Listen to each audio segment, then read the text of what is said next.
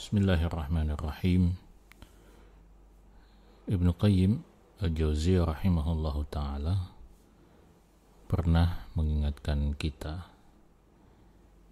Beliau mengatakan, katsirun minal juhal ya'tamadu ala rahmatillahi wa afwihi wa karamihi.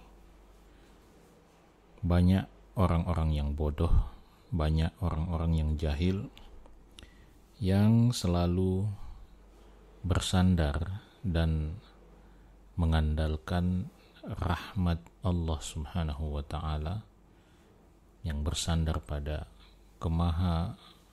pemaafan Allah Subhanahu wa ta'ala serta pemurahan Allah Subhanahu wa ta'ala. Tetapi pada saat yang sama mereka dhayya'u amrahu wa nahyahu. Pada saat yang sama mereka mengabaikan, meremehkan dan melalaikan perintah serta larangan Allah Subhanahu wa ta'ala. Banyak orang seperti ini yang menjadikan kasih sayang Allah Subhanahu wa ta'ala, menjadikan ampunan Allah Subhanahu wa ta'ala sebagai alasan, baik sadar maupun tidak sadar, untuk larut dalam kelalaian mematuhi perintah Allah Subhanahu wa ta'ala, mengerjakan perintah Allah Subhanahu wa ta'ala dan menjauhi larangan Allah Subhanahu wa ta'ala. Maka mereka terus saja mengabaikan apa yang Allah perintahkan. Mereka mengabaikan panggilan salat, mereka mengabaikan perintah untuk berpuasa, mereka mengabaikan perintah untuk mengeluarkan zakat bagi yang mampu, mereka mengabaikan perintah Allah Subhanahu wa ta'ala untuk menundukkan pandangan dan perintah-perintah Allah yang lainnya. Dan juga mereka menganggap remeh larangan-larangan Allah Subhanahu wa ta'ala, sehingga dengan mudah mereka terjatuh, tenggelam, bahkan mungkin kecanduan untuk melakukan apa yang Allah larang. Kenapa? Penyebabnya adalah yang tadi disebutkan oleh Ibnu Qayyim, bahwa mereka bersandar kepada rahmat Allah, mereka bersandar kepada sifat pemaaf Allah Subhanahu wa ta'ala kepada hamba-hambanya. Tapi sayang sekali Ibnu Qayyim mengatakan, wa nasu annahu syadidul iqab. Mereka lupa bahwa Allah Subhanahu wa ta'ala pada saat yang sama juga adalah syadidul iqab, adalah zat yang maha keras, maha dahsyat siksaannya.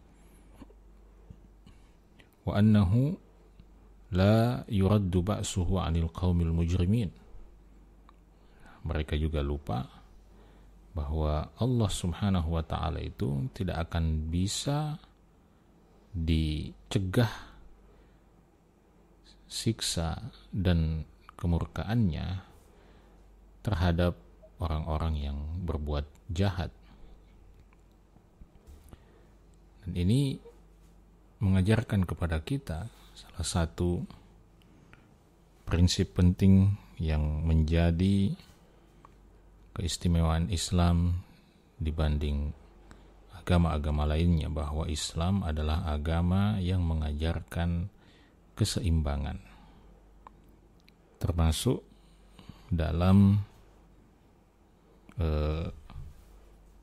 penyandaran kita kepada Allah Subhanahu wa ta'ala, termasuk dalam kebergantungan kita kepada Allah Subhanahu wa ta'ala dalam hubungan kita kepada Allah Subhanahu wa ta'ala.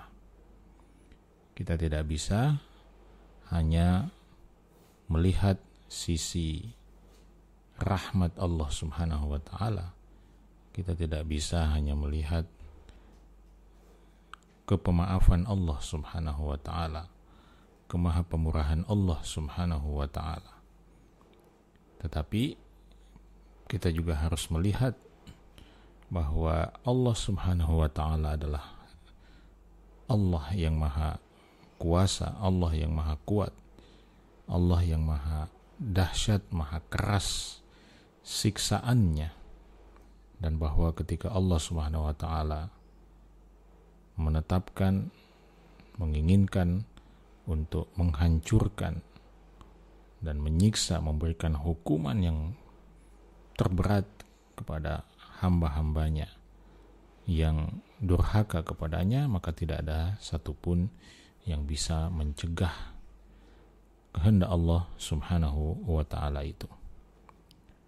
Maka kedua sisi ini harus selalu diseimbangkan.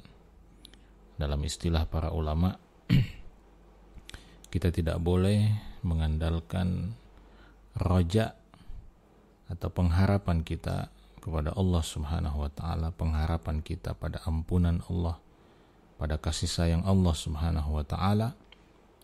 Tapi kita juga harus menghadirkan rasa khauf, rasa takut kita kepada siksa Allah yang maha dahsyat itu.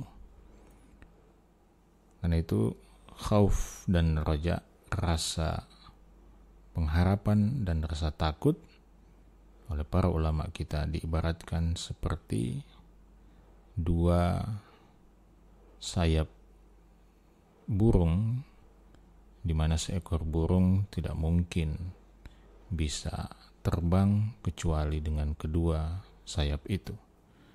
Maka begitulah seorang mukmin, ia tidak mungkin terbang menempuh perjalanan menuju Allah Subhanahu wa ta'ala kecuali dengan menggunakan kedua sayap itu. Karena itu Ibnu Qayyim al-Jauzi rahimahullah mengatakan, wa man i'tamada 'ala al-'afwi ma'al israri fa huwa kal mu'anidi. Siapa yang mengandalkan sifat maha pemaaf Allah Subhanahu wa ta'ala sembari ia terus-menerus melakukan dosa, melakukan maksiat, melakukan kedurhakaan, fahuwa kal mu'anid, maka dia sama saja hukumnya, sama saja posisinya, sama saja kedudukannya dengan manusia yang membangkang kepada Allah Subhanahu wa ta'ala. Ibnu Qayyim mengutip perkataan seorang ulama salaf yang bernama Ma'ruf Al-Karhi yang mengatakan, raja'uka li rahmati man la tuti'uhu minal khudlani wal humqi.